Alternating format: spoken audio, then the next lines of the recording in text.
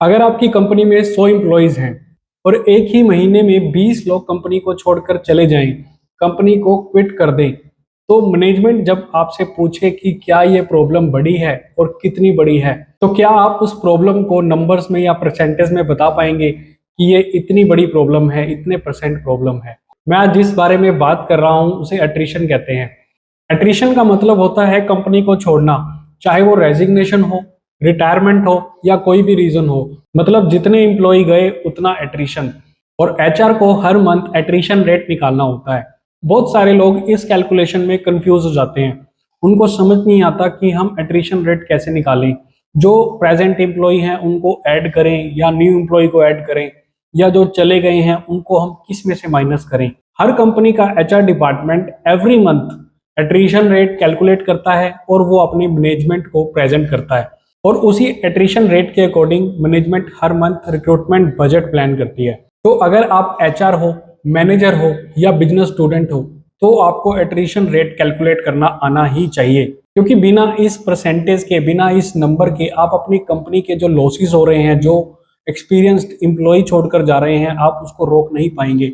तो उसको रोकने के लिए आपको एट्रिशन रेट निकालना आना ही चाहिए, ताकि वो एट्रिशन रेट आप मैनेजमेंट को प्रेजेंट कर सको और मैनेजमेंट उसके अकॉर्डिंग अपना डिसीजन ले सके। तो आज की वीडियो में हम सिंपल स्टेप में कैलकुलेशन करेंगे कि हम एट्रिशन रेट कैसे कैलकुलेट करते हैं।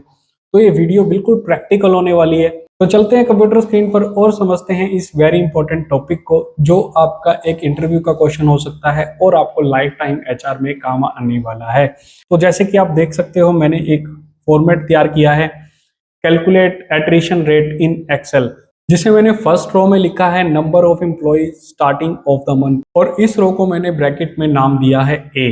तो आगे जो हम कैलकुलेशन करेंगे वो हम ए बी सी के बेसिस पर करेंगे। तो मैंने हर रो को एक नाम दिया है। जितने भी एम्प्लॉय एक मंथ में हैं उसको हम ए सेक्शन में रखेंगे।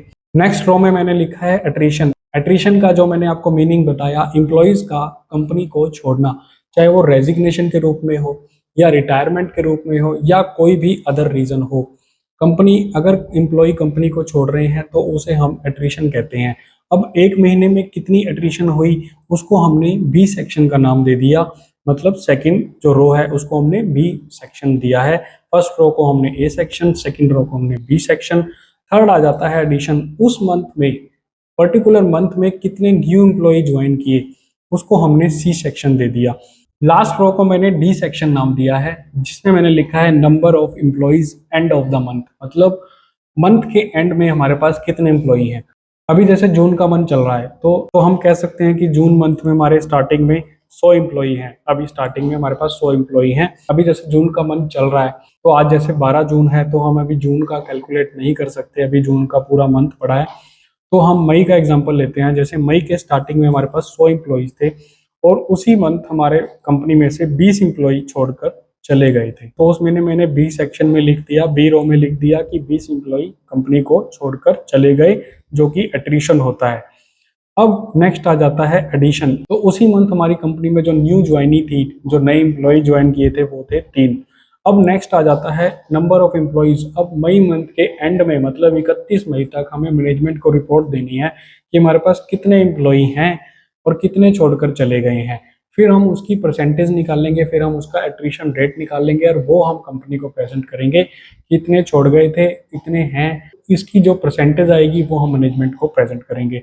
सबसे पहले हम यहाँ पर नंबर निकाल लेंगे कि हमारे पास कितने हैं। तो जैसे कि मैंने यहाँ पर लिखा है D is equal to A minus B plus C. मतलब जितने एम्प्लॉय कंपनी में हैं वो माइनस कर देंगे हम उसको एट्रिशन प्लस एडिशन से। तो यहाँ मैं जो फॉर्मूला लगा रहा हूँ बड़े ध्यान से देखना, is equal to 100 minus 20 plus 3।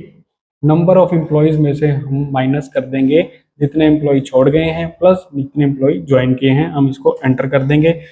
अभी हमारे पास एंड ऑफ द मंथ, मतलब 31 मई तक हमारे पास 77 एम्प्लॉयज हैं। अब हम परसेंटेज कैसे निकालेंगे? तो एट्रिशन रेट निकालने का फॉर्मूला क्या होता है, एक महीने में जितने भी एम्प्लॉय छोड़कर गए डिवाइड बाय उस मंथ कितने एम्प्लॉय थे total, starting of the month, जब मंथ स्टार्ट हुआ उस मंथ कितने एम्प्लॉय थे, प्लस 31 मई को जितने एम्प्लॉय रह गए, इनटू 100 से इसको कर दो या डिवाइड बाय इसको 2 कर दो, बात एक ही है। जितने एम्प्लॉय 31 मई को रह गए, मतलब 100 हमारे मंथ के स्टार्ट में थे, 77 हमारे मंथ के एंड में थे, इसको हम प्लस कर देंगे और डिवाइड किससे करेंगे, इनको डिवाइड बाय एट्रिशन। तो यहाँ पर मैं आपको करके दिखाता हूँ, इज इक्वल टू एट्रिशन, यहाँ पर मैंने एट्रिशन सेलेक्ट कर लिया, bracket open, divide by number of employees starting of the month plus अब number of employee end of the month. तो यहाँ पर जो मैंने फॉर्मूला लगाया है, is equal to attrition divide by number of the employee starting of the month, मतलब जितने एम्प्लॉय 1 तारीख को थे प्लस जितने एम्प्लॉय 31 मई को थे, डिवाइड बाय 2 कर दिया, ब्रैकेट बंद, और मैं इसको एंटर कर दूंगा। एंटर करते ही आप देख सकते हो 22.60 एट्रिशन रेट। तो इस कंपनी में 22.60 एट्रिशन रेट है। तो अब आप पूछोगे कि सर एक हेल्दी एट्रिशन रेट क्या होता है या एक एवरेज एट्रिशन रेट क्या होता है। तो हर कंपनी, हर इंडस्ट्री का जो एवरेज रेट होता है वो हर इंडस्ट्री का अलग अलग होता है और हर इंडस्ट्री के ऊपर डिपेंड करता है। जैसे बीपीओ का एट्रिशन रेट 30 to 50% तक भी हो सकता है, वहीं ई कॉमर्स कंपनी का एट्रिशन रेट अप टू 25% तक होना चाहिए। और जहां तक बात रही आईटी एंड टेक कंपनीज का, वहां अप टू 15% अगर एट्रिशन रेट है तो वो ठीक है। इससे ज़्यादा एट्रिशन रेट बिलो एवरेज माना जाता है और कंपनी के लिए अच्छा नहीं होता। तो उस टाइम पर अपनी कंपनी को अपना रिक्रूटमेंट बजट अच्छे से प्लान करना चाहिए ताकि कंपनी के लॉसेस को कवर किया जा सके। तो होप आपको क्लियर हो गया होगा कि एट्रिशन क्या होता है और एट्रिशन रेट हम कैसे कैलकुलेट करते हैं। तो आज के बाद एंड ऑफ द मंथ जब भी आप मैनेजमेंट मीटिंग में जा रहे हैं तो एट्रिशन रेट जरूर से कैलकुलेट कर अपनी डायरी में जाएं, ताकि आप मैनेजमेंट को एट ए टाइम बता दें कि इतने एम्प्लॉय कंपनी में ज्वाइन किए थे, इतने छोड़ गए और इतने एट प्रेजेंट हैं और कंपनी का एट्रिशन रेट इतना है, जिससे एक तो आपका प्रोफेशनलिज्म देखेगा और आपका इंप्रेशन भी अच्छा जाएगा। तो आज की वीडियो में इतना ही, मिलते हैं नेक्स्ट वीडियो में और नई इंफॉर्मेशन के साथ और प्रैक्टिकल एग्जाम्पल के साथ। तब तक के लिए stay safe, stay updated and thank you.